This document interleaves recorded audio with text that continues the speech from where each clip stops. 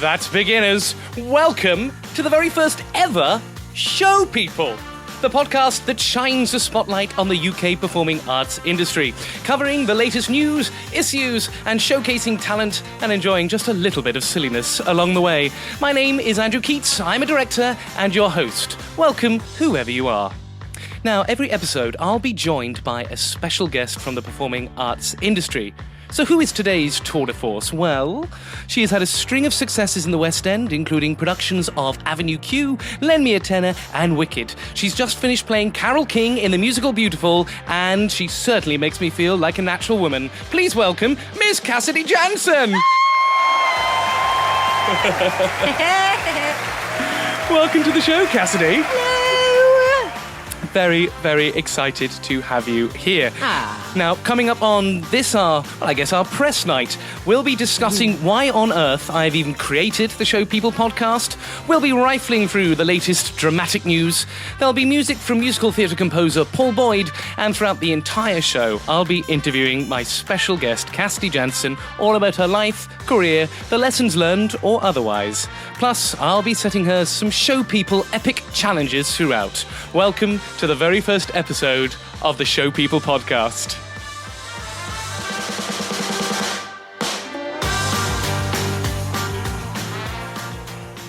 Now, Cassidy. Hello. Perish the thought, but there might just be maybe one listener somewhere who might not know the majesty of your gorgeous career. I could do one of those really wanky sort of, she grew up the daughter of a cheesemonger. But I thought, well, no. That's just boring. And also, when you do those introductions, people leave off the jobs that they don't necessarily, what's the word? They're not necessarily proud of. So Oh my God, this is brilliant. Okay. So I have your CV in front of me. Oh, but which one? You kind of have to edit stuff as the years goes on. So well, this game might actually be the one time that you hope your agent hasn't updated your CV. Oh my God. Because, of course, it's a game. Okay. Oh, okay. Okay. And it's a game that I like to call, and what have you done? Which I say in my best. First day of rehearsals. What have you done? What have you been in? Have you been anything I've seen? Been anything I've seen? Oh, no. Yeah. So this is called And What Have You Done? Cassidy, your CV is in front of me. I have my Sharpie in hand. Oh, my God. You must name all of your credits and special skills. No. In 1 minute. No, I can't do this. Okay. I think my first show was Snoopy the Musical. Correct. And then after that, I think I did News Review. And after that, I did Brenda Bly, Teen Detective. And then I did Footloose. And then I did Tick Tick Boom. I might have missed out a panto or two there. There was some Beauty and the Beast panto, Jack and the Beanstalk panto. Oh, God. And then Wicked. And then Crazy for You. Oh, God. Ostentatious. Avenue Q. Lend Me a Tenor. 30 seconds left. This is horrible. I feel the fear. Lend Me a Tenor. And then what did I do? Rooms, a rock romance. Yes. With you. And then Dessa Rose. With you. And then, oh, God. And then what did I do? Dessa Rose. And then... 10 seconds. Maybe something else. And then Carole King. I think that was it. I think that's right. Very impressive. Very, very impressive. God, I had the fear. I mean, but what a great way to do it. So, yeah, really good. So, only few that I saw that were missed off. For example, Candide. For example, that really utterly beautiful show at the Minier Chocolate Factory. Oh no! So we've got that. Also, Bloodwelling. You were in. I was. It was a really good play. I'm glad Rooms was in there. I'm very, very pleased. Anything else? Oh, Miss Atomic Bomb. Oh, but that was a workshop. Oh, well, this is down as stage work. You need to have very serious words with CAM. Okay. Well, it was on... because it was on at the Ambassadors Theatre. What was place setting? A rehearsed reading at Soho House. What was it about? Really good play. An American playwright called Jack Canfora. It was, and it probably still is actually one of the my most favourite scripts to get your chops around. It's like words that acted. It was like the dialogue in West Wing. It was like... Really? Oh, yeah. So, like, you die to use that dialogue, you know what I mean? And it was like that. It was so good. Oh, The Route to Happiness, Mr. Bermange's show. Oh, I loved that. That was so much fun. I had such a laugh doing that. And I didn't know you've done a film. What's The Hike? It's a horror film. You've been in a horror film? I have. Of course you've been in a horror film. It won quite a few horror film awards. Yeah. Yeah. I'll check it out. Yeah. And of course, the role I die in like the first 2 minutes. But I get to die really well. How do you die? I'm like, it was so much fun to do. You know, I'm running through a woods. And I remember like we were filming and they said, are you okay with like some blood and like dying with spikes like being smacked into your stomach? And I was like, yes. Yeah. Yes. So cue me, 20 takes running into a piece of wood held by, 3 sort of strong men. It was great. It was great. And blood sputtering out of my mouth. You've also missed possibly what the nation remembers you for, which is the Morrison's Christmas advert in 2014. Oh, I thought we were just doing stage. That's my bad. Yeah. Yeah, that was so lovely, actually. I really enjoyed doing that. It was lovely seeing you at Christmas. And it was like half the West End was in that advert. It was very funny. I think it was your advert, and I think at the same time you had Gina Beck, who was happily enjoying a cup of soup that was happening at the same time. Yes, it was like the West End was taking over Christmas 2014. I think it was, or 15. When was it? 14. And Casualty. You were Donna in Casualty. Oh, that was What a lovely happened to episode. Donna? Donna was great because, sometimes you have a guest spot on Casualty or Holby City, and it's edited out and you're just literally a corpse with a sheet being pulled over its head.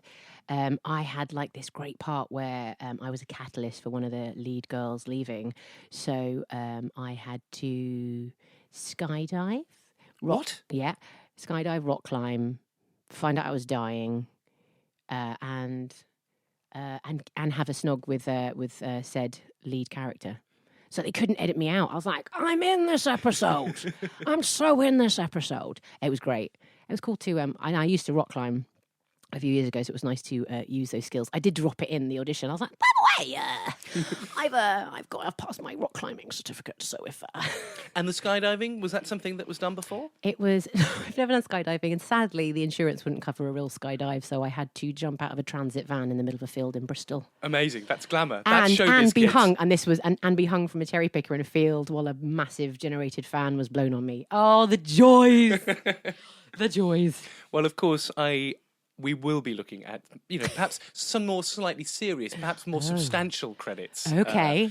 Okay. Toby! And just so if you are listening, Toby Page, my cat, has just jumped happily to see Cassidy Janson. Oh, he's coming on my lap. Oh. Just to be clear, that's Toby that's coming on Cassidy's lap, not anybody else. My old head of musical theatre, the great Jerry Tebbett, always used to say, never put anything on your CV unless you can do it in the audition. Oh, God. So I noticed... I'm not in an audition. No, I know. I notice you're very good at the Italian accent, Cassidy. I can do the Italian accent. It is a very caricature accent. I did it in a musical version of Roman Holiday. I had to play an Italian in that. That's brilliant. And you look so Italian. Yes. Fair. Would you believe it? I played an Italian. Yes, I did. There's also... What else can I find that's quite good fun? Australian? You can do an Australian. Oh, yeah, mate. I can do an Australian. That's good. Thanks, mate. Well, Cassidy's full CV is available on Spotlight, or you can request it from her agent at CAM. Oh, Bex, I love her. She's amazing.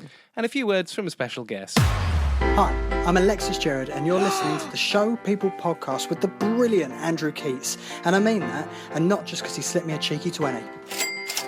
Ah, the lovely Alexis Gerard, who many might have seen on the recent TV show The Band, and of course knows both of us. Now, this is a funny old business, and you only have to look at Twitter to see there's plenty to shout about with the many gripes and frustrations that many of us feel.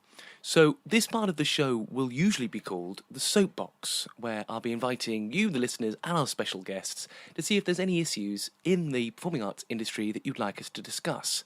Now, there are many things that I'm passionate about changing, but as it's the first episode, and there's bound to be discussion from some saying things like, why on earth has Andrew Keates created a podcast?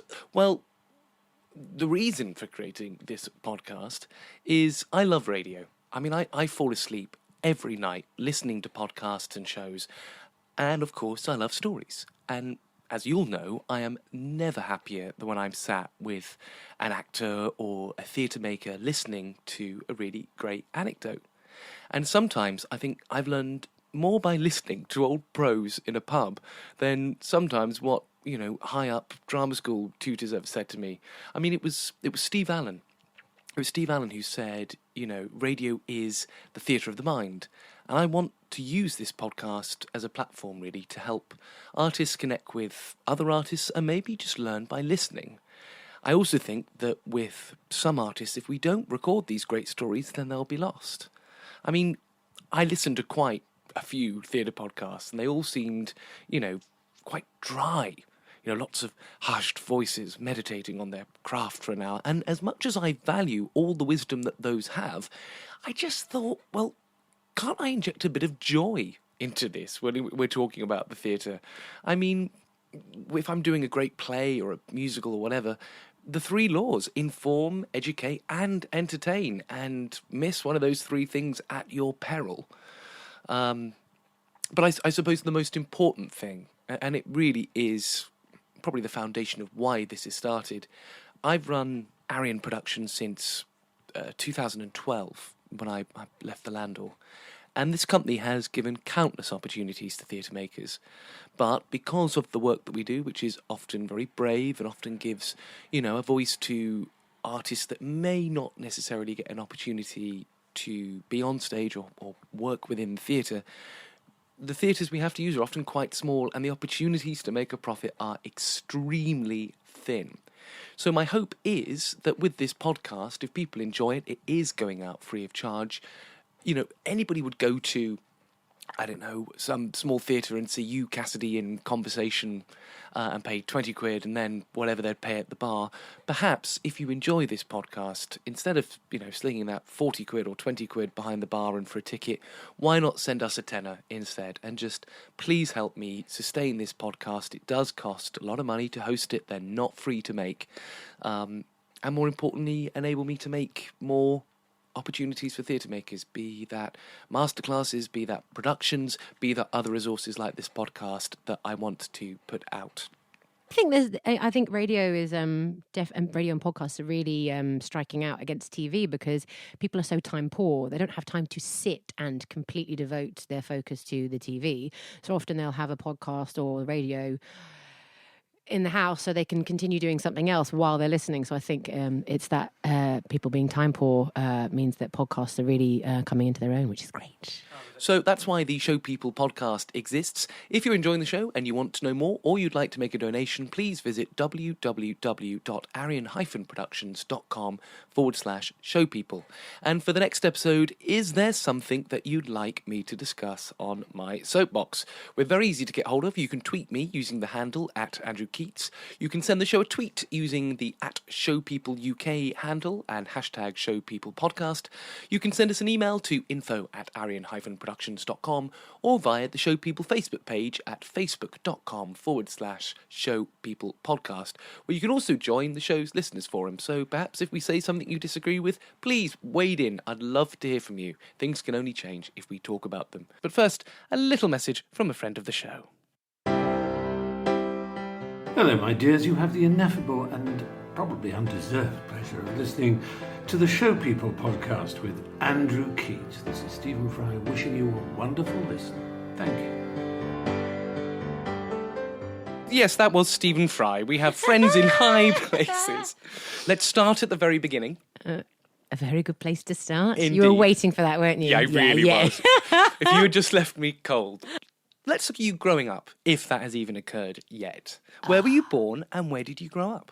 I'm from Barnet, which is a bit of a confused location because it's sort of Hertfordshire apparently on the address, but it's got an Enfield postcode, but it's a London borough. So no one wanted to give me a grant when it was time to go to college. But it's a beautiful part of the country. It's near Hadley Wood. So I grew up there. I went to East Barnet School, which apparently Elaine Page went to. So I grew up there. I went to a dance college when I was 16. So I went to London Studio Centre for 2 years, and then for my final year I went to Millennium Dance 2000, which is now called Millennium Performing Arts. Yeah, so that was kind of my very short trajectory to leaving college. There you go. And what was a young Cassidy Jansen like? Well, I've been told by my mum I was always dancing, always singing, always wanted to play the piano, always sort of pushing to be creative. But my mum was a bit like, well, I don't know where she's getting it from because my dad's a plumber and my mum's a housewife. So it was all, and they didn't really play much music around the house. So I'm not quite sure where it came from, but I was having a lovely time spinning around the living room. What were you listening to? I can't remember what I listened to as a really little girl, but I remember my first sort of cassette that I stole from my dad. Cassette, I said that word. It's almost archaic now, isn't it? It was a Peggy Lee cassette that my dad bought at on holiday at a car boot sale, and he never got it back. I found jazz, and that was my happy place. So yeah. And how do you think your childhood has influenced you as a performer? That's a really good question. It's influenced me in the fact that my parents never said not to do it. You know, I look back now and, I think we all have our gripes with our mum and dad, but actually they never, ever said no. I said I wanted to do gymnastics. They said, okay, I wanted to do ballet. They put me in classes. And we weren't a well-off family at all, but they always found the money for me. And they never made me feel like I couldn't do it, shouldn't do it, or should get a proper education. They absolutely were behind me the whole way. And it's not until you get a bit older you realise, actually, that's quite unusual. A lot of parents, go, get your A-levels. No, they were happy for me to go at 16 and go straight to dance college. And I think that I'm really grateful to them for that. And also they were never, my mum was never a show mum. When I said, I've had enough of tap dancing, that's it, the classes stopped. And I actually had a go at her. I was like, why didn't you push me? She said, I didn't ever want you to be the girl that wasn't enjoying it anymore. And obviously training is so expensive. And talking to young people, especially today, where there are just there's no such thing as dadas. Dadas were a thing where, believe it or not, the government would fund you to train to be an artist. They don't exist anymore. You said you obviously weren't fortunate enough to get a grant. What lengths did you and your family go to get that cash together? We wrote, because obviously as a plumber, central heating engineer, his income wasn't massive. They did remortgage the house. Wow. Which was huge. Again, like they always supported me. And actually, they asked a lot of my teachers, is she good? Because they were like, they don't know. And lovely Sam Spencer-Lane, who actually we're meeting up with in a little bit, was I've known Sam since I was 10. And she was one of the teachers that said to my parents, absolutely, if you can, you should. So very grateful to Sam for that. Me and my mum wrote we'd called them begging letters, because we could only fund the first year of my dance training. And so we wrote a lot of letters to big charities, little charities, local charities, businessmen in the local area. And actually, I was really fortunate in that two charities and one businessman gave me money. Wow. And the money kind of kept funding. And then in my second year at London Studio Centre, I got a scholarship. So it all kind of worked out. And a lovely, and actually I'll mention him, a lovely businessman called Nigel Ray, who owned Saracens rugby team. He was a great sponsor for me to get through college. And we're still in touch now. And he comes to see me in the show. He came to my last night of Beautiful with 20 people. And it's really lovely, actually, to kind of have the fruition happen that we're now quite chummy. What an extraordinary And I didn't meet him until about 5 years ago. That's incredible. I love the idea of seeing, a girl that has all that potential and investing in them, and then years later being able to see you play Carole King, somewhere as beautiful as the Aldwych, and inspiring this generation. And Christ, we need it with a government that doesn't particularly seem to care about the arts. No. Everything's being cut, and you just wonder how many wonderful artists are just slipping through the net because they simply cannot afford training. It seems very unfair. It does. And what's to be said? I don't know. We just have to keep taking our own power back, working harder than it feels like we should sometimes, and just going for it, because I really think the arts are the most important thing. Obviously we are biased, but I think it's important that people have dreams and entertainment to make them realize that there's magic in life, and we provide that. And I used to a few years ago say, I used to almost put down the arts. Oh, it's not like it's open heart surgery and we're not saving lives, but actually I think in some capacity we are, when people do get well, when they do get to a certain level, where do you go to then? You go to be inspired. It's funny you say that. My fiancée is a children's nurse and genuinely does deal with children with heart problems. And it's funny at a press night where he'll say, actors always respond to me in two different ways. They either come up and they go, "Who are you?" And they say, "Oh, I'm Andrew's partner." And the infamous question, "Oh, and what do you do?" comes up.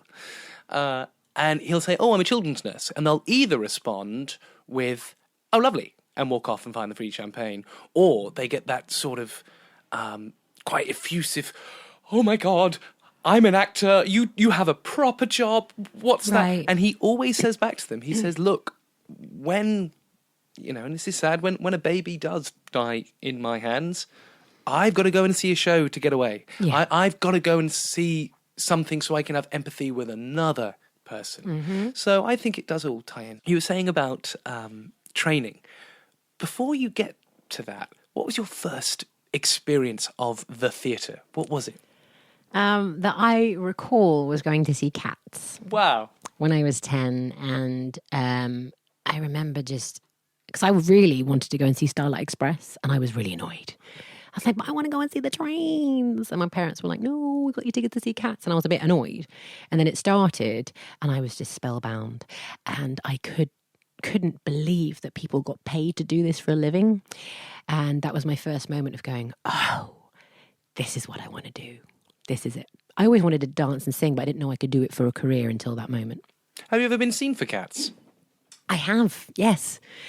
I was auditioning for. I auditioned for it straight out of college, and then messed up the audition. Sorry, and then because I didn't realize that you had to know the dance routine before you went in, because everyone knows the Cats routine, and I didn't. And I was like, "Where have I been?" So years later, I went back in, and I think. What happened? I think I got Wicked. I think it was. What a chore. I think I got something quite big, so I had to pull out of the auditions for it. But yeah, now I couldn't. I just literally would not do Cats. I'd play Grisabella, and that's it. All the other parts, I'd be like, "Ow, this hurts too much." I would like to think that Grisabella is quite far off. Although, nowadays... Hey, Beverly Knights just played Grisabella. And what's her name? Nicole Shirtslinger, whatever her name is. Shirtslinger, yes, She's, You don't have to be old. You just get all the makeup on. So what was it at drama school that perhaps you weren't very good at? So I, when I was 16, all I wanted to do, I considered myself a singer who danced very well. And at Performing Arts College, which was, London Studio Centre is mainly a dance college, there was only a little bit of acting, and it was nearly all improvisation. And I personally now realise that improv and acting from a script and creating a character are actually two very different skill sets, because improv is more creative and it's more like a writer's skill, and learning lines and creating a character is more of an experiential skill. And I used to kind of think, well, if I can't improv, I can't act. Wow. Yeah.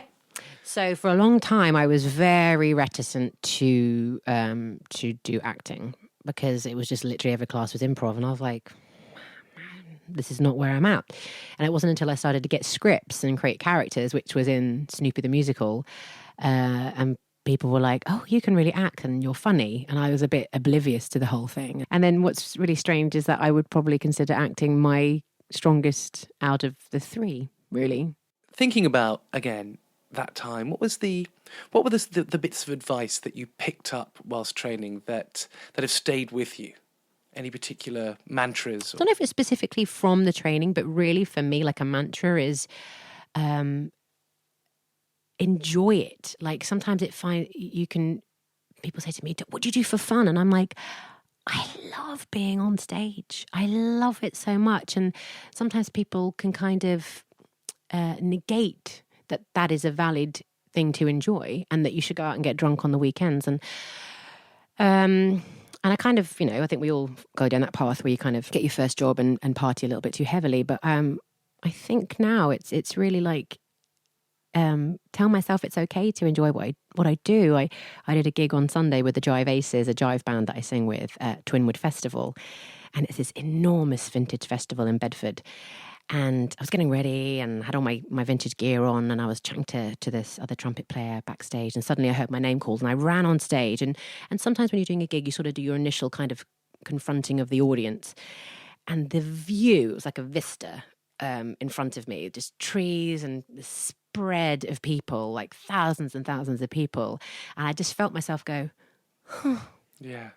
And I instantly relaxed, and I just enjoyed that gig so much. And I think, and actually, funnily enough, my lodger's sister said to me last night, but what do you do for fun? And I'm like, look at this. Look at this. This is incredible. Look what I get to do for a living. There's a popular phrase which is coming up, which drives me insane, makes me really angry, which is when people go, oh, you're so stagey. Do you know what? There are so many little things like that just slightly nullify the performer. And I really, as I get older, I hate it. I'm like, no, what we're doing is creating for people to be entertained and inspired. And it's okay to love what you do. It's okay. I think that's the thing. It's giving myself permission to love what I do again. Like, I think there's a point when you're maybe in your 20s where you sort of go, oh, I don't really love it. I'm just going to I do this because it's fun. It's just a job. Yeah. And I'm like, no, I've re-given myself permission to adore what I do and revel in it and love it. And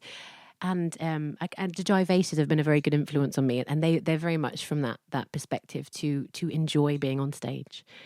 If you could give your younger self some advice, that wonderful question, but it's always so interesting in the response, what would it be? Oh, gosh. Well, one would be, weirdly, it's almost what I just said, which is give myself permission to be obsessed with my career. It's okay to be obsessed with something. It's a healthy thing to be obsessed with, not chasing boys, getting drunk on the weekend, partying. It would be go all in for your dreams. And the times in my life when I've done well have been when I've given myself permission to go all in. And I think that's what I do. But saying that, you have to do your own mistakes. You have to have your own cognitions about what's right for you and what isn't. And you can have someone tell you till you're blue in the face, this is the way, and you can know it's the way. But until you have your own light bulb moment, oh, I don't want to do that anymore. You can have all the advice in the world, but you have to find it in you. I think that's brilliant advice. Of course, Cassidy is going to be with us for the entire show. But now we move on to a section that I like to call Dramatic News. That's right, each episode will either be going through the latest headlines or making recommendations of shows to see. In today's Dramatic News, the Tony Award-winning musical Barnum is to be revived this November at the Menier Chocolate Factory. Barnum, which has music by Cy Coleman, tells the story of P.T. Barnum, known as the greatest showman on earth. The biographical show combines musical theatre with circus to tell the story of the showbiz legend. The revival will be directed by Gordon Greenberg and runs at the Menier from the 18th of November 2017 to the 3rd of March 2018. The Other Palace has announced that their production of Big Fish the Musical will star Emmy, Tony and Golden Globe Award winner Kelsey Grammer, probably most famous for appearing in the sitcom Frasier. The musical is adapted from the much-loved book and Tim Burton movie, and this will be directed by Nigel Harman. It's set to a score by Tony nominee Andrew Lipper and runs at the Other Palace from the 1st of November to the 31st of December 2017. Glyndebourne has unveiled plans for a new production centre that will bring all of its production departments under one roof for the first time. It will house the technical workspace needed for their productions, as well as providing extra rehearsal space and music practice rooms. The building will also house their carpentry and costume departments, as well as a design studio and makeup and wigs workrooms. There are plans for the building to offer backstage tours too. A series of pre-show talks have been announced for A Woman of No Importance, directed by Dominic Drumgoole at the Aldwych Theatre, the first production in his company's year-long season celebrating the work of Irish playwright Oscar Wilde. The talks include Oscar Wilde's grandson, Merlin Holland. Stephen Fry will reflect on his time playing Oscar Wilde in the 1997 film Wilde. Frank McGuinness will consider Wilde alongside Ibsen and Strindberg in Wilde the European. And Franny Moyle will explore Wilde's women. And our final story, Bat Out of Hell, will return to London following the show's last performance at the London Coliseum. At the curtain call of the final show, it was announced the show would be returning to London next year. A venue is yet to be announced. Congratulations and break a leg to everyone in today's headlines. If you would like to send us a press release about a newsworthy story, or perhaps you'd just like to send us a recording that you want us to play, please just email info@arian-productions.com and we'll do our very best to play to our listeners. Hi, this is Robert Duncan McNeil, and you're listening to the Show People podcast with Andrew Keates. Wow, what a sexy voice he has. He does. Now, for those who don't know that voice, that's the gorgeous, wonderful, delightful Robert Duncan McNeil. Robbie directed the musical episodes of Smash. And oh, gosh, I love that show. Did you ever watch Star Trek? Sometimes. Robbie played Lieutenant Tom Paris. He flew the Starship Voyager. Oh, I'm going to have to see a photo. He's very, very wonderful, fabulous man. And went to Juilliard as well. Did musical theatre before he went into the world of Hollywood. Wow. He's very cool. We Fabulous. love Robbie. So let's talk about entering the business. And that's not a euphemism. That sounded a bit rude. Entering the business. What was your very first job in the performing arts? It must have been Snoopy. That must have been my very, very, very first one. Yeah, it was. And how did you find that terrifying transition from, that wonderful, comfy bubble of drama school to, you've got bills to pay and you have to eat and you have to survive? What was that transition to London like? Barnet is basically in London, sort of. So I've always been a Londoner-ish, so I could get into central London quite easily. But the transition actually was quite a long one for me. I left drama dance school just before I turned 19. And actually, I didn't work for 3 years. So I kind of like to tell this to people who are graduating or fresh out of college is don't panic. I didn't get an agent from the graduation showcase. And I was kind of floundering. I waited tables for 3 years, waiting tables. Occasionally, I think I took a week or two off to do Snoopy and then Brenda Bligh a little while afterwards. But it was tough. But I never gave up. And I remember, I don't think I'd done anything for a couple of years. And some of my college friends called me up and said, would I be Peppermint Patty in a production of Snoopy the musical at the Rosemary Branch Theatre? Because we did it twice. We did it at the Rosemary Branch and then a year later at the German Street. And I was like, yeah, yes, please. I don't want to wait tables anymore, even if it's just for 2 weeks. And I had the best time. That was my first experience of rehearsals and putting on a production, and I loved it. And mentioning, obviously, waiting tables is just so common. It seems to be either you're a waiter or you work in a call centre. I did call centres as well. What advice can you give to keep, the wolf from the door during those tricky times? I was actually waiting tables in a time when you could keep your own tips. So actually, I was earning quite nice money. So I kind of did quite well on waiting tables. It was kind of a bit of a pay cut when I got my first job in theatre. But I think those days are gone now. I think it's all a little low pay. But it's, when you're starting out, no one knows who you are and you have to work your ass off. You just have to. It's a slog. And just try and keep focused, try and remember what you're doing is something that you love and it's worth all the sacrifice. And if I can, give anyone any hope, it's that it took me 3 years before I got my big job, which was Footloose on tour. That was my first proper job, and that took, actually longer than that, it took 4 years to get that from graduating. I mean, that's quite the statement. 3 years for Footloose. I mean, that sort of sounds like a wonderful autobiography. Maybe that should be your autobiography. 3 years till Footloose. A dark expose from Cassidy Janson. And what's been some of the worst jobs that you've ever had to do? I can't tell you those. Not publicly. Not publicly. When we finish this, we'll go to the pub and I'll tell you.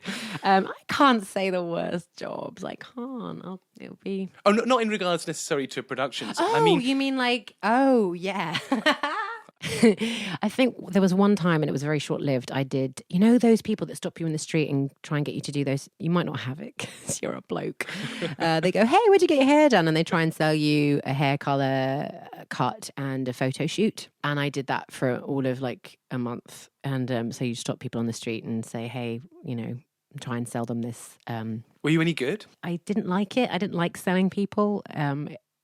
but I could do it, and I would come home sometimes with quite a lot of cash in my hand. And I was married at the time. I'll be like, babe, I've just made 300 quid in 4 hours. He'd be like, what? What has been that best job? What's the job you still look back at and don't feel like you have to say, Dessa Rose or Dreams of Rock Romance?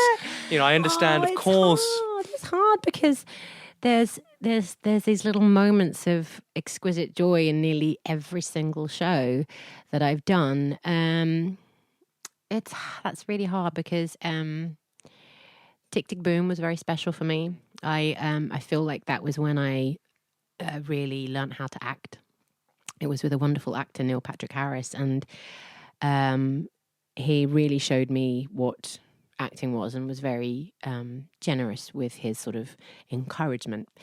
So I think that was a big thing for me, kind of working out like, oh, I can act alongside someone as good as Neil, and that was a real turning point. Of course, playing Elphaba and Wicked, that was an exciting time. I was Adina and Kerry's understudy, and I got to go on a lot. And it was really exciting because we were still the original London cast, and to be chucked on so much near the beginning was terrifying, but also wonderful because my ensemble track, as you know, if you've seen Wicked, the ensemble tracks are quite thankless. They're very important, but they're not very satisfying to do. And I was one of they're called flatheads, but they're like these clown outfits in One Short Day. And I hated it so much. I hated being a flathead. And I remember one show, I did the first act in my ensemble track and the second act as Elphaba. And someone said, you should have gone down in the flathead outfit for my final bow. In Act 1, she was a clown. In Act 2, she was the Green Witch. What else? I loved doing Ostentatious. It was a small little production about an amateur Amdram production of Pride and Prejudice, and it was hilarious. That was so much fun. And I have to say, like, I know it's my most recent job, but playing Carole King in Beautiful has literally changed my life in so many ways. And much as it was a big role to carry for 2 years, it's given me more and more than I ever would have imagined. Because you've always been so good about approaching new work, like you were the new. I think between you and Julie Afton, you've done every new British musical. But and from working with you in industrial estates, doing musicals and things, to now, it's impossible for me to go from my home in Wimbledon to town without seeing you on at least 8 buses, half of the London Underground. I think I texted you at one point. I think I was in Bank or somewhere, and it was your face, 24 feet by 24 feet. And you just go, that's our CJ. Girl did good. You have always been somebody that I've wanted to champion, and I cannot tell you how proud I am seeing all that you've gone on to achieve and actually seeing one of the good guys win, but has there ever been any moments during, the fun employment, as it were, where you thought, no, I'm gonna chuck this in? There were times when I had some personal stuff going on, and I just thought, you'd ask the question, is this worth it? Should I just give up and get another job? And my brain went, no. There was never a moment when I went, I'm done. There were times when I was on my knees with personal problems and emotional problems and other things. It never went away. Like, I wish maybe my life would have been easier if it had gone away, but it never died. No matter how broken I was, it never went away. So I think it was never hard. It was never hard because the drive never went away. Well, and this is something which I think is really important because, with so many of the jobs that you've done, it's such an enormous commitment of time, body, soul, energy, you name it. What do you do? And indeed, you said earlier, I love what I do. That's what I enjoy. But what things do you do to relax, to chill out, to de-stress, as it were? Oh, I love watching box sets. I've just watched Sneaky Pete, the new Amazon Prime one that Bryan Cranston wrote. Right. And Giovanni Ribisi, who's an actor that has should have had a lead role a long time ago, isn't it? It's brilliant. So I'll just watch box sets, relax at home, talk to my best friend, Lizzie Dean. She's an amazing session singer. And we've been friends for like 15 years and debrief with her a lot. What else do I do to relax? Sometimes I do yoga, have a massage. I like chatting to people. That's like my chatting to like-minded people. I like that brainstorming kind of thing.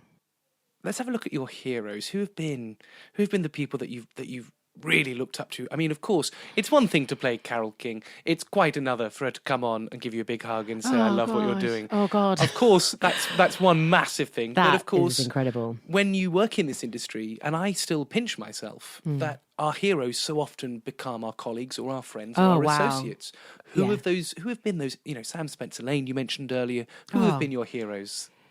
Wow, that's a really lovely question. Well, actually, you mentioned her, and actually, Sam's been very important in my life because I've known her since I was 10, and she was very much the first teacher to go, "Yes, you're bloody good," and encourage me and nurture me and write me all the letters of recommendation. You know, she did all that for me. And now, and what was lovely about what happened with Sam and I is my first properly paid job was Brenda Bligh, Teen Detective, at the Bridewell Theatre, and she was the choreographer. And so it was quite lovely that my first sort of paid job was with her. And then also we did Company. I forgot to mention Company, which is not on your CV. Is it not? Shall I double check? Yeah, that's good. Just so you can hear. Side note. Genuine. Have we got Company? Southwark Playhouse. No, not on the CV. That was one of my most favourite jobs. Think of all those Sondheim jobs you're not getting. And actually, that was a really important job for me because I met Katie Braben on that job. Oh, of course. And we became very good friends, and it was her suggestion that I put myself up for Carole King to take over from her. So, you know, every job leads to the next job, or maybe a job. Actually, an interesting job was side note, we'll come back to the original question, was I did a panto with Daniel Boys in Swindon, or Swindonia, as we like to call it, in 2006. And fast forward 4 or 5 years later, he recommended me for Kate Monster in Avenue Q. And it was because of him I got that job. Do the panto in Swindon. And you are the finest company member I think I've ever had. So kind and encouraging, mad at 4 o'clock in the afternoon, admittedly, which we'll explain later. But, you know, do you think, I think what we need, as you said about the attitude earlier, I think we just need a bit more kindness and a bit more time and patience and a little less ego. Admittedly, we work in the theatre. It's famous for it, but how wonderful knowing Katie, knowing Daniel, and how satisfying it must be for you to know that you have great relationships with those and it led to work and people wanted to work with you. And I think there's more of it than is perhaps acknowledged by people. I think the general public have this idea that it's a really bitchy profession. I have to say, there is that side, but there's a lot of good people that have got your back and go, hey, you know, not only are you a good friend, you're also hugely talented, and I want to just give you that little nudge and maybe help you. And it, you know, and you know, vice versa. I've done the same for other people, and it feels great when you're like, yeah, look, we've known each other for 10 years and we've grown together and helped each other, and it feels amazing. And there's something that you can't take away from that, the time that you grow and you look back and you reminisce with people and you go, bloody hell, you know, isn't it amazing that we've all stuck in this and we're all doing great? It's really wonderful. And both you and I have done that, I suppose, in some respect with Sam Spencer-Lane. In that, you know, going back to that, you know, Sam was such an extraordinary rock when I was at drama school, also through personal problems, but she was there and she supported in the same way and she believed in me. And it's a lovely thing, slightly different to a performer, but as a director, to pick up a phone years later and go, thank you for everything you did, also now can we work together? It's just the most wonderful feeling. There's something so, like, you can't even find the right words to explain that feeling of, oh, it's all come full circle and isn't this gorgeous? It's I wish I could find the word for it, but wonderful that you mentioned Sam again, because so what happened was, so on Company we became more friendly, but it was always very much that student-teacher relationship, friendly. And then we did Rooms, a Rock Romance with you, because it was only 2 people in the cast, me and Alexis Jarrett. The creative and the company were one, rather than the slight divide. So me and Sam discovered that we basically have the same absolutely insane sense of humour. So we'd be dying with laughter in the auditorium and people would be like, what are you laughing at? And it'd be like someone's button, like, and we would just be dying. And I remember, I think it was my birthday, and we sat down together and Sam went, we've done this, you know, we've known each other for so many years. I've seen you grow up from a child, and now we are friends who hang out. And that is wonderful. I mean, I trained for, 6 years, 3 different institutions. One piece of advice, which I think I'm now old enough to say, it just goes to show, if you're a teacher at a drama school, you don't have to be the officious knobhead to get, because I don't think that particularly works very well. Or you can nurture and ask questions and guide. And yes, if you're a teacher, if you're just being nasty for the sake of it, stop it, because you won't get a nice mention on a podcast like this. Yes. Hi, this is David Bedella, and you're listening to the Show People podcast with Andrew Keates. Thank you, David Bedella. Another man with a lovely voice. The most velvety voice in... I aspire to have David's resonance. Ridiculous. Now, this part of the show is what I like to call the platform. It's a springboard, if you like, giving exposure to an artist that I think perhaps our listeners might not necessarily have heard of. Now, today's platform is given to director and composer Paul Boyd, and a song from his musical, Molly Wobbly's Tit Factory. Now, Molly Wobbly has enjoyed various productions in both the UK and Ireland. Indeed, in its last incarnation, I saw it 10 times at the Leicester Square Theatre. In fact, I took Robbie Duncan McNeil, who you were listening to earlier in the show. The production I saw was with the glorious Cassie Compton, Stephanie Fearon, Christopher Finn, Conleth Kane, Ashley Knight, Jane Milligan, Russell Morton and Alan Richardson. Molly Wobbly's Tit Factory tells the saucy, sexy, outrageous story of Margaret, Ruth and Gemma, 3 little happening shopkeepers who plot to get a few things off their chests, bulging with big laughs, crammed with catchy songs and chock full of cheeky characters. Molly Wobbly is the hilarious musical comedy about a mysterious woman and her dream to make the world a more beautiful place. Today's song is called Celebrate It, yes, pun intended, and occurs towards the end of the show. Having put the town of Little Happening to rights, the mysterious Molly Wobbly finally appears with some hot tips for the residents of Mammary Lane. Performed by Lucy Garriock and some previous cast members of Molly Wobbly's Tit Factory, here is Celebrate It. Another time, another place, another line upon your face. That may be fine, but just in case, I can help if you permit. I'll sing your song, attend your chord. You can't go wrong with my support. For days are long, but life is short. That is why it's only fate to celebrate.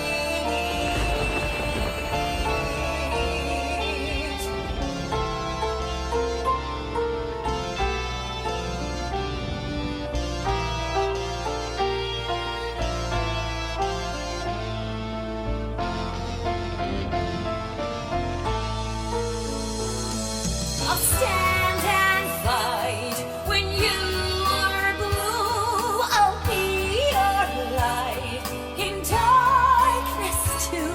And if you like, I'll comfort you. I will never let you quit. It is no big surprise. We all each week, so paint your eyes and rouge those cheeks. It's all disguise. We're all antiques. Life is great if we cooperate to celebrate.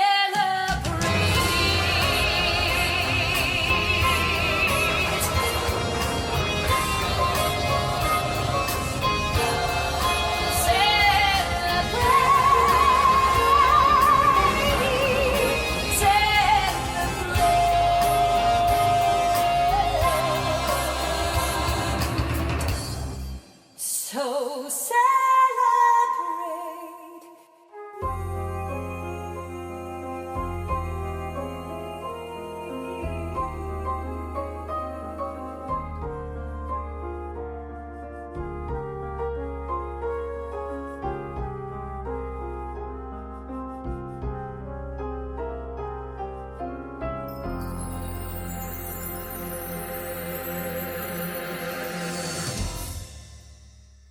That is from Molly Wobbly's Tit Factory. If you enjoyed that, more details about Paul Boyd's musicals can be found, along with photos, videos, and audio samples, at mollywobbly.com.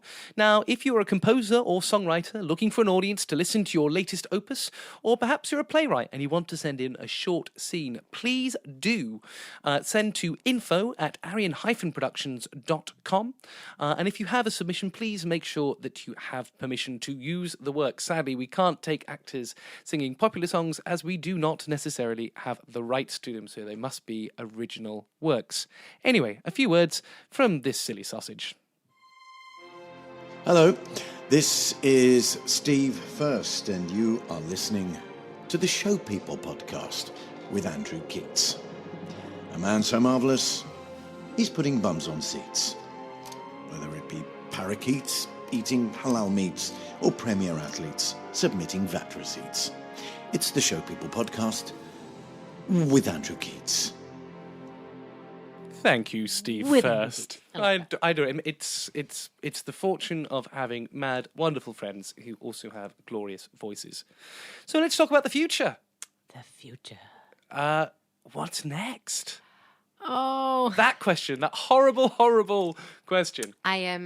I'm really fed up of not fed up. It's lovely. I'm doing a very, very big project that I can't tell anyone about until the 15th of September when the press release goes out. But it's the biggest thing I've ever done in my life. That's a big, bold statement, Yeah. Cassidy. It is. It's huge. I'm really excited. No, I haven't told you about it. I haven't. No. Yeah. Pub. Pub. Yeah. I mean, I won't tweet it. I mean, I tweet everything else. I'm well aware of that, but I promise not to tweet it. And here's a question for you. What do you want to be better at? I asked what you perhaps could have improved at drama school. Oh, how do you want to develop it's more? Funny, isn't it? There's a lot of things like, oh gosh, I wish I wish I were quicker at harmonies. I'm not saying I'm bad at them. I'm absolutely fine at harmonies. I wish I were quicker. I wish I could sight read so I could do session singing. I can only sight read on the piano. I can't just look at it and sing. I wish I could do that. I wish I could play piano better. Yeah. There's many things I wish I were better at. Even vocally. And this is the thing, is like you're never static. If you think, oh great, my voice is in really good shape, you have to constantly maintain it. We're constantly maintaining our voices. I was in the studio yesterday, and I was talking to another singer, and we were doing some exercises together, and she was showing me these exercises she was doing with her speech therapist. And they were great. And you're just constantly just trying new stuff. And I think that's what you sort of realize when you get a bit older, is there's no end. We're always learning and tweaking and refining our skills. I want to be a better singer. People would say, well, you're a great singer. And I'm like, yeah, but I can be better. I want to stretch that part of my voice or have a better mix or. You've always been really good at maintaining classes. I remember you mentioning a very specific style of acting which you use for anybody that doesn't necessarily know too much about it. I really got a lot out of studying Meisner, which isn't the most well-known acting technique. An amazing American teacher called Scott Williams, who's based over here, and a few people recommended doing his 6-day introduction to Meisner at the Actor Center. And Adam Garcia, Jai Frasca, who's now playing Bock on Broadway. So happy for my friend. And I was like playing Standby Alphaba, and I wanted to get better at some tools for acting. I could act, but I wanted some tools. And so I did the 6-day introduction, and I just loved it. He just blew every kind of, he called them sacred cows, Funnily enough, he was the one that said, you can be a great actor and be terrible at improv. And I remember sitting there going, oh my God, yes!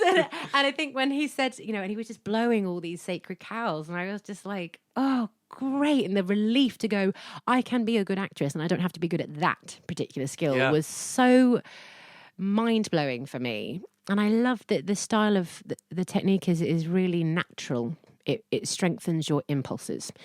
So rather than working on a conceived idea, you're always recreating something in the present moment. That's the idea behind it. And there's special exercises that you do to really strengthen that you're working on impulse rather than a preconceived choice to react in that way. I remember especially working on an extraordinary song, which again, many people may not necessarily know that Cassidy did in Dessa Rose by Lynn Arns and Stephen Clarty, called At the Glen. And I remember you had done some work on it. And you and I have always had a lovely relationship where even if you haven't got something, almost don't need to say, there'll be a look of, all right, this is going to be fine in a few days. Fine. And it's a lovely thing we have. It's very special, very unique. But I remember, I think you'd done some Eisen work on At the Glen, and I think I'd watched you and through some very heavy tears. I just went, thank you. That's a break, everybody. That's the break. Thank you. We'll keep that. What do you think the industry could be better at? I don't think it's too controversial. I think they need to sort out the pay for ensemble and understudies. There's something not quite right about that. Yeah. There's something that went wrong, and I think it was 2008 when the way we were paid changed, and it meant that understudies really got it wasn't right. It's not right. And I think some shows do pay them properly, but they don't have to. And I think Equity need to address that. And I don't really know how that's going to be fixed, but it certainly, if you're living in London, I'm not quite sure what the basic wage is, but it's no more than 24 grand a year. It can't be more than that. And that in London, it's hard. And we're at the peak of our profession. If you're working in the West End and you're on 24 grand a year, and that's the peak.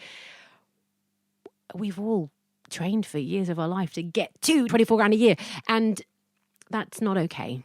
That's not okay. And, I know that it's tight sometimes with getting bums on seats so they can pay everyone, but that has to change.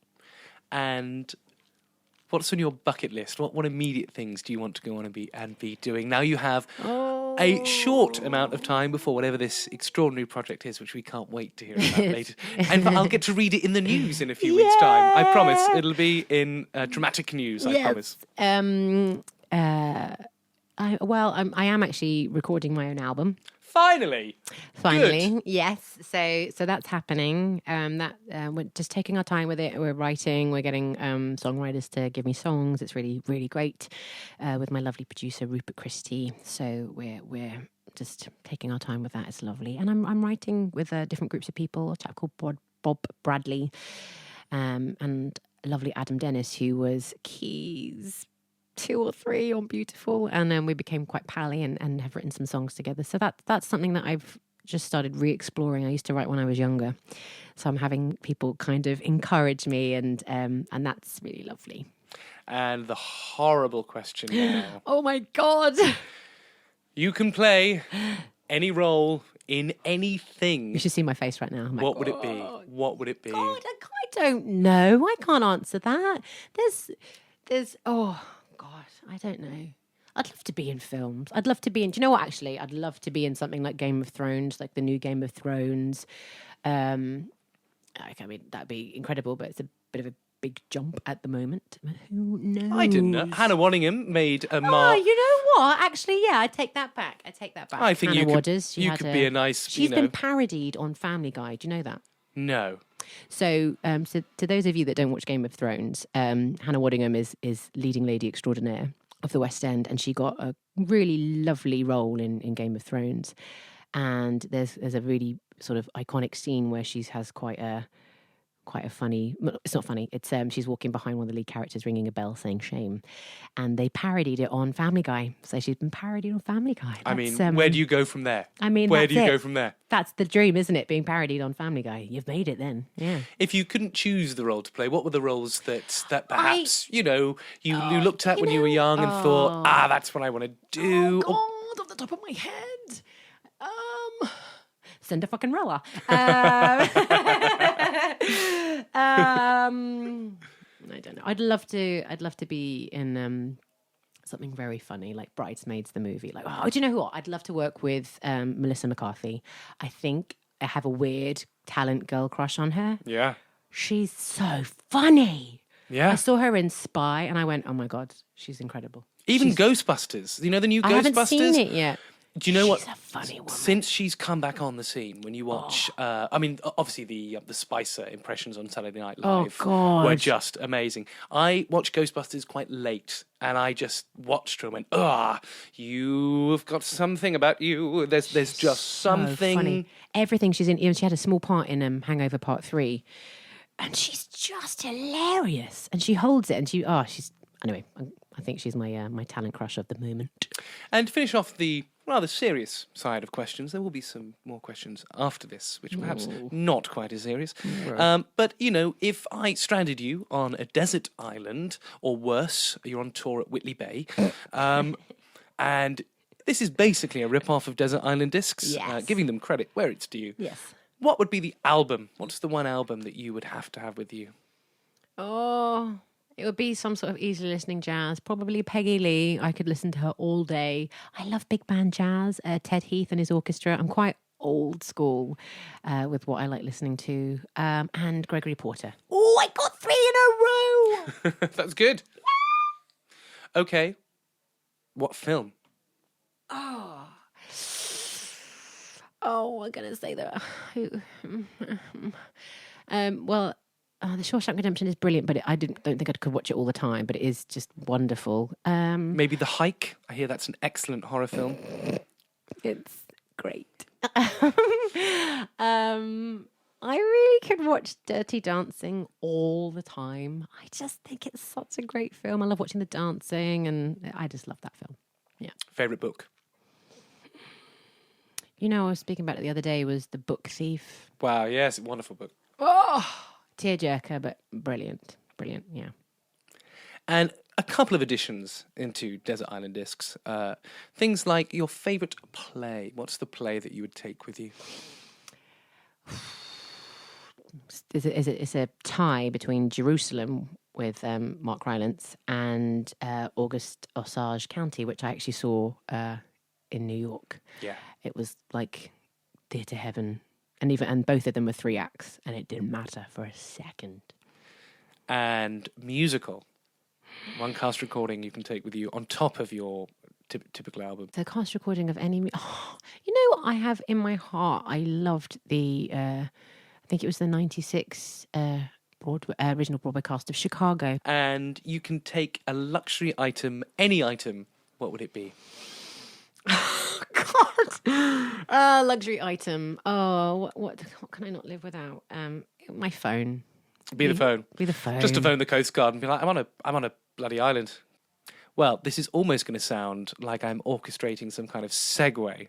But I mentioned earlier that you, at 4:00, often in rehearsals, would have a sort of funny 5 minutes. Yes. Or this isn't uncommon, Andrew. This is very common. There's a look in your eyes where I don't know if you're going to make me laugh or burn the fucking theatre down. So you have inspired this. You have literally inspired this. Mm-hmm. Over the past few weeks in preparation for launching this podcast, I've been collecting some of the daftest questions I can possibly come up with in my head. You have to answer as many questions as possible. Okay. Can I pass if it's You are allowed 3 passes. 3 passes, okay. Cassidy Janson, let's play Funny 5 Minutes.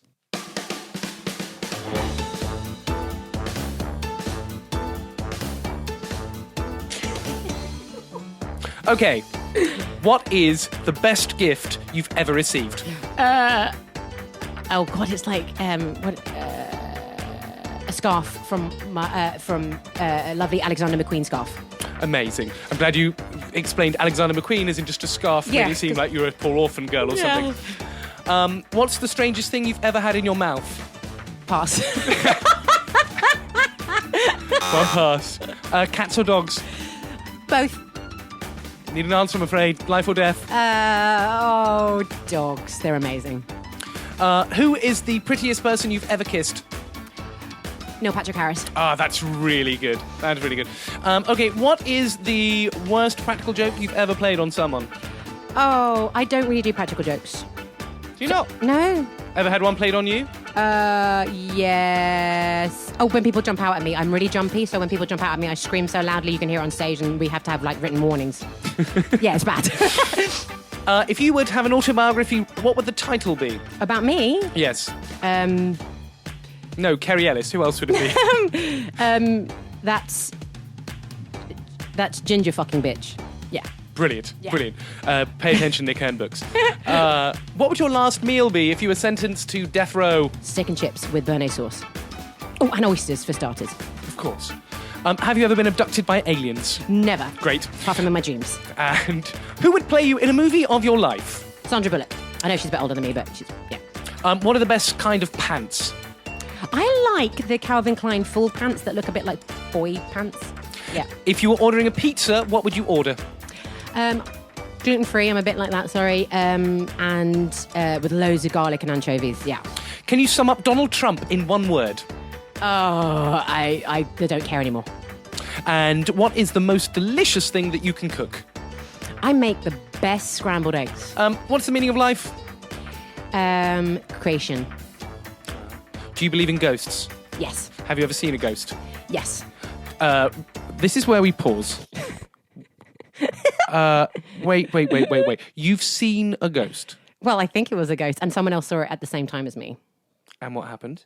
We were at a dinner party outside, and actually it was Stuart Piper when we used to be flatmates, and with Stephen Carlyle, we all lived together on a stagey house, and we were all sitting outside having dinner, and I saw this thing rise just behind Stephen's head, Like a phoenix. like a blob of some energy, and he went, "Are you okay?" And I went, and then Stephen said to Stuart, "Are you okay?" And Stuart, and I didn't want to say because I'm the crazy girl, aren't I? And Stuart Piper went, "Well, yeah, but there's something behind your head." And I went, "I can see it too!" That's amazing. Presumably Yeah. in the game. Would you like to swim with sharks? Fuck no. No, dangerous. No, what's wrong with people? God. If you were a superhero, what would be your superpower? Flying. I always have flying dreams, and I love to fly. in my Clearly, dreams, it would be yeah. invisibility, and you know it. I would not be invisible. I'd fly. I honestly, it's like a thing for me. I want to fly. Who was your teenage crush? Do you mean like it can be anyone not famous? Yeah. Oh God, he'll laugh. He's actually a DJ now. A guy called Ben Dudley. We all fancied him at school, at primary school. Ben Dudley. I think he presents for Heart FM now. Sweet or savoury? Savoury. Have you ever been arrested? No. Good. Have you ever pissed yourself on stage? I'm considering it. No, I haven't. Excellent. What's your favourite swear word? You fucking vagina. Daddy or chips? Daddy or chips? Do you not remember that advert? Daddy or chips? No. I mean, you can choose. Daddy or Chips. chips? Chips, yeah, good choice. Sondheim or Lloyd Webber? Sometime. Yeah, clearly. Do you think a swan could actually break someone's arm? Yeah. No, I don't. No way. No way can a swan I think that was just said to people as kids. Okay. Are you an early riser or a night owl? Night owl. What's your favourite Disney film? The Little Mermaid. Would you rather fight one horse-sized duck or 100 duck-sized horses?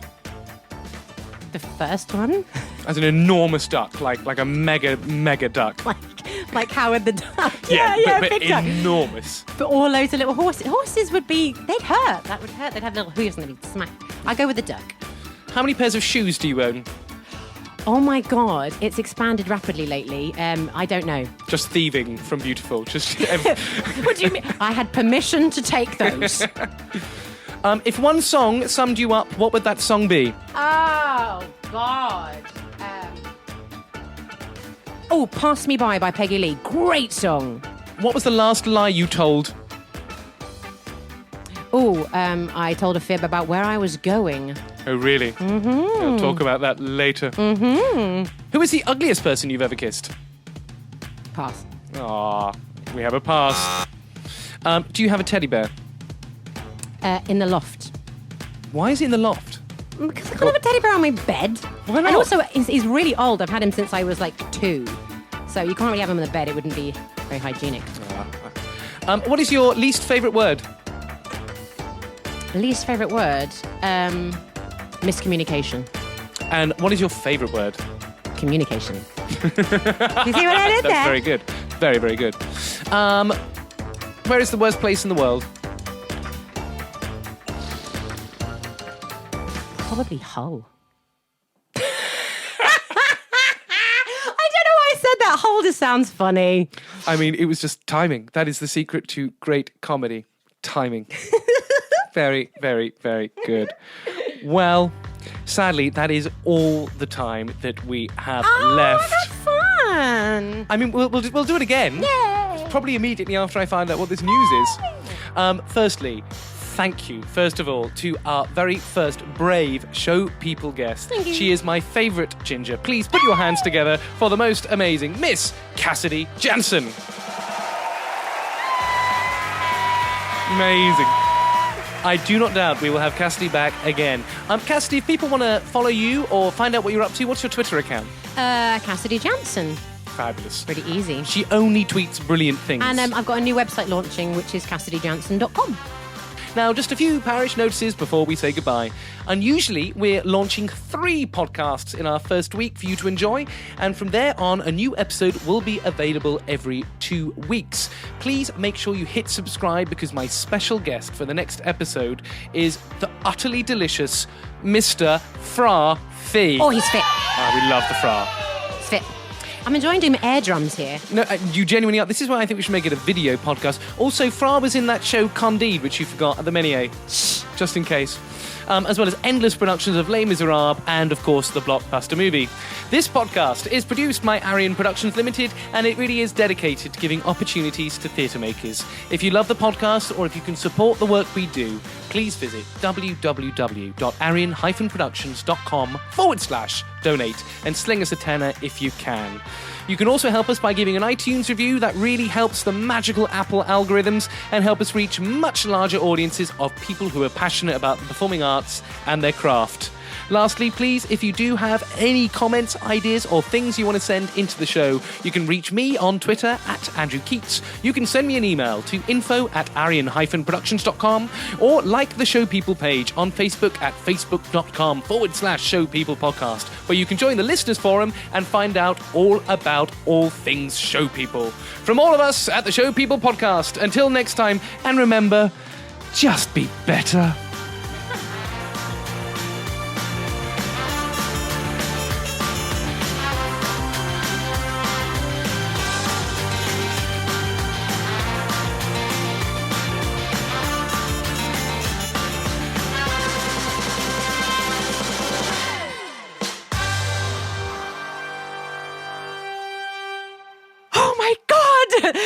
Yes! And I think when he said, and he was just blowing all these sacred cows, and I was just like, oh, great. And the relief to go, I can be a good actress and I don't have to be good at that.